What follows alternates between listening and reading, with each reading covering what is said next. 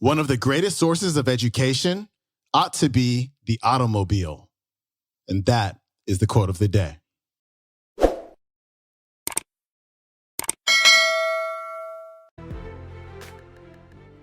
Welcome back to the Quote of the Day show. I'm your host, Sean Croxton of SeanCroxton.com. Today, we've got Zig Ziglar back on the show, and today Zig is talking about 2 simple things that we can do to feed our minds. One is to listen to educational courses, talks, audiobooks, and podcasts like this one in your car, which is probably what you're doing right now. The other is my favorite. The other is to read, even if for just 20 minutes a day. Remember, my philosophy on life is little by little, a little becomes a lot. And as you're about to hear Zig talk about, if you read for just 20 minutes a day, by the end of the year, you'll have read 20 200-page books. That's 19 more books than the average person reads every year. Imagine how much just doing that could change your life in just 20 minutes a day. And even if you don't want to turn off the TV for 20 minutes, that's fine. Don't turn it off. Do your reading during the commercials. Like when I watch basketball, I'm a huge Warriors and Lakers fan. When I watch basketball, I read during the free throws. I read during the timeouts. I read during the commercials. So in a typical game, I can get through about 30 pages or so while I'm watching the game. So like I say, those little bits add up over time. And here's Zig. Now, when do you feed your mind? You feed your mind while you're in your car. One of the greatest sources of education ought to be the automobile. I was a visiting scholar at the University of Southern California for 2 years. While there, I learned of a study they had done.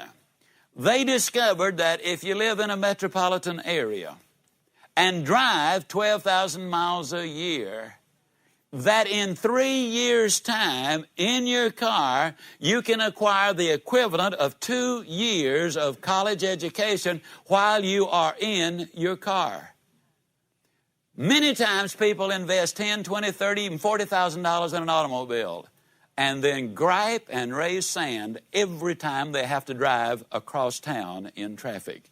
They rant and rave and fuss about it, when in reality, it's one of the greatest educational opportunities you will ever have.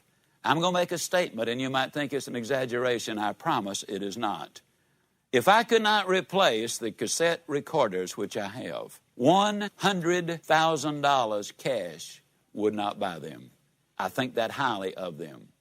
I had rather have a 5-year-old compact automobile with a tape deck in it if I had to do my own driving, which I do, than a luxury car brand new without the tape deck in it and didn't have the privilege of getting a cassette player to take with me.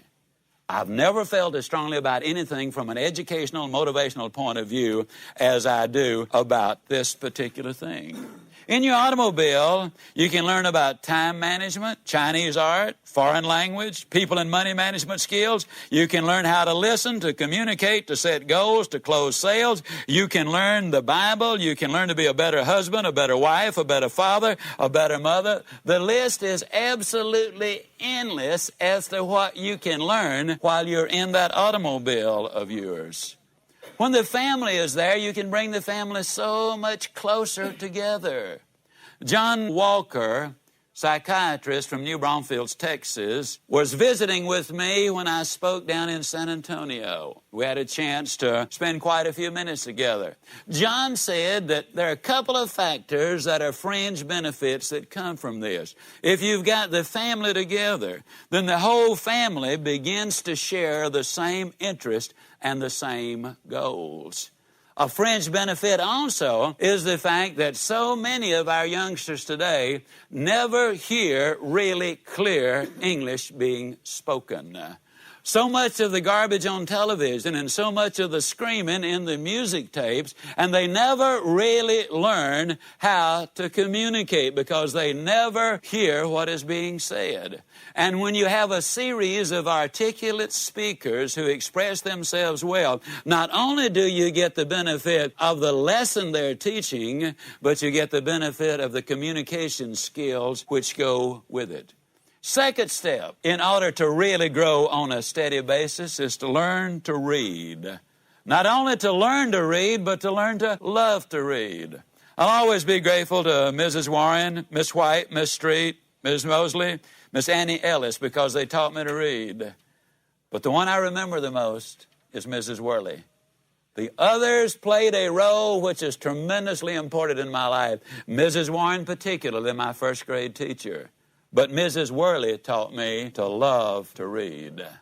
Most important thing as far as I am concerned. Did you know that if you will read 20 minutes a day, if you're an average reader, meaning if you read 220 words a minute, if you read 20 minutes a day at the end of the year, you will have read 20 200-page books, which is 19 more than the average American reads.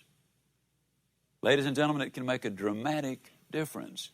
If you're studying your company materials and information as it relates to your industry, if you are studying about personal growth and motivation, if you are picking up the things that can be used in your life, it will make such a dramatic difference in your life. There really is no excuse. If you can read at the 5th grade level, there is no excuse for not acquiring an absolutely brilliant education. One other thing, if you will do. If you will, in fact, learn one new word a day. Now, they've got vocabulary books down at the store. Our Reader's Digest every month has a list of words. It pays to increase your word power. If you will learn one new word a day, write it down on a 3x5 card. Take that word, use it several times during the course of the day, get the pronunciation exactly right, write out the definition, use it several times that day. I can absolutely assure you that within 5 years, you can talk to just about anybody about just about anything. You really can. It's astonishing what it will do for you.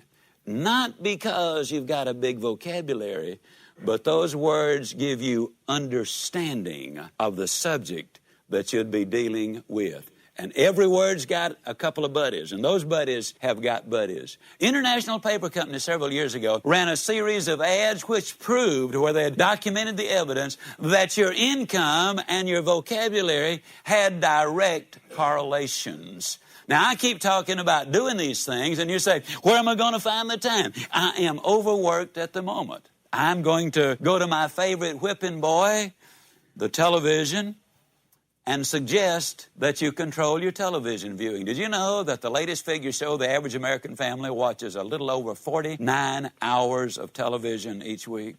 Did you know that well over half the television we watch we have no interest in? That's right. We say, well, I'm going to watch The Cosby Show, which is a marvelous show. I saw it for the 3rd time the other night. It is a good program. I like it. I truly do. But we sit down to watch Cosby or some other show, and many shows are marvelous. We watch them, and then we say, well, I wonder what else is on. Then we say, I wonder what's on the other channel. Then we say, well, let's watch this. Next thing you know, we look at our watch, and it's 10 o'clock, time for the news. I can't believe I sat here for 4 hours and been watching all of this. Let me encourage you to do one simple thing.